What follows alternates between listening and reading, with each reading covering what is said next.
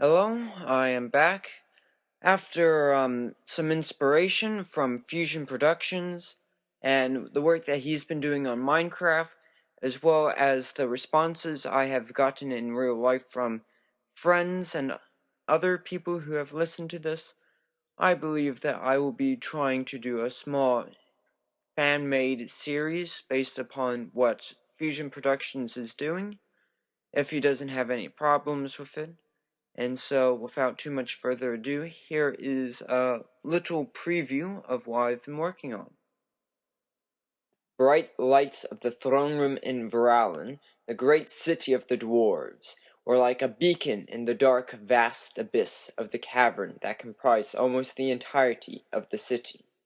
As Prince Kreth Barak of the clan Barak strode across the great causeway, as the bustle of Nord and elfish traders haggling with the dwarfen craftsmen echoed off of the cavernous walls.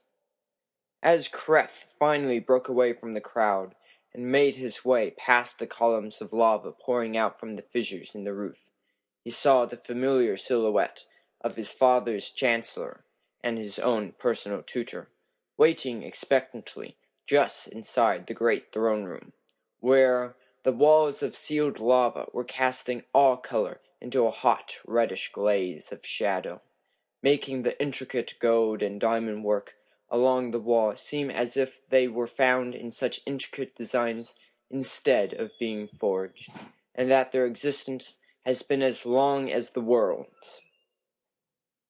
Feeling the stare of his tutors boring into him, Kreth picked up his pace, and his heavy iron and leather boots lightly thumped with each step, while his padded jacket flapped about him. Late again, I see, my prince. I would have guessed the late tankard would be the cause, but for your direction. What has kept you from such an urgent meeting?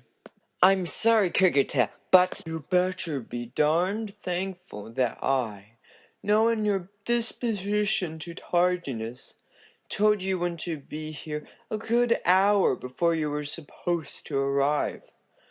Otherwise, your Kirgita! I am sorry, but you should be darned thankful for the fact that this once I was diligent enough to not only find out what the meeting was about, but to also talk with some travelers about what they have heard and seen. Deep sigh is heard from Kirgita as he rubs the bridge of his nose. And while you might consider that diligent, all the other princes have made their tutors, fathers, and clans proud by doing that on a regular basis. And while I will admit the tales of those merchants and bards do tell are more interesting than our envoy's reports, they are nowhere near as reliable. If we believe all the nonsense those bards sing, we would be arming an army to fight against frost devils that have frozen the great ocean, so that they can come and destroy us with weapons of pure cold and icy death. But I know how to cut the truth from the story, and I have good reason to believe that Adele Ord is being formed. Ha! Adele Ord? Being formed? It would have taken a mighty butcher to have united the orc tribes in the peaceful past. But now with the colonization of the humans and the conquest of much of the orcs' lands, it would take a bloody miracle for those sods to get together.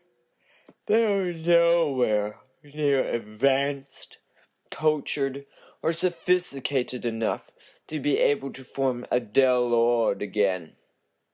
They only held power for so long as they did because of the hoard of land and manpower that they amassed during the last time a Delord was formed during nearly 3 millennia ago.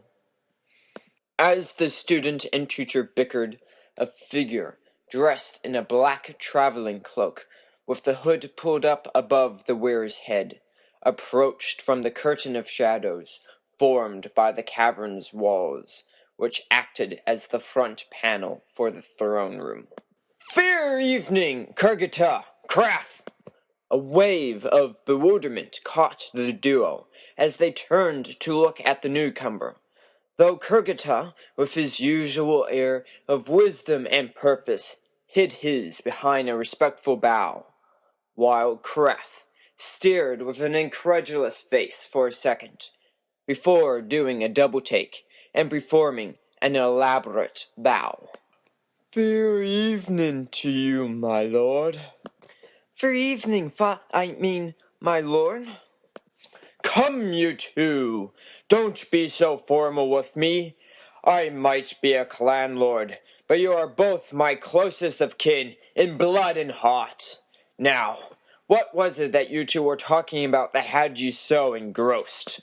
Just discussion of the coming council, Herg. And for once, your son has done some preparation. If we are lucky, he might just be able to keep our clan from disgrace during his forthcoming reign.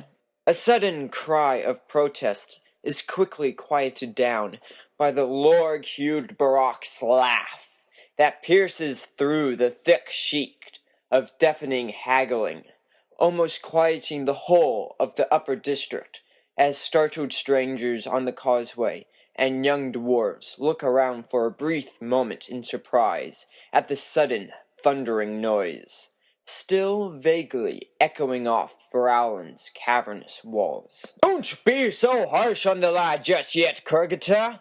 If I had my way, he will have to wait another good century or two before I hand over my lordship. You never know what might happen. Maybe even a pig can learn to fly in that time. Especially what with that arcane garrison or whatnot has been up to. Thank you, Father. I appreciate that at least you consider I have a chance of becoming a reasonable clan lord. You are very welcome, my son, but you should be more thankful to your diligent tutor, for you surely inherited too much from me and not enough from your mother.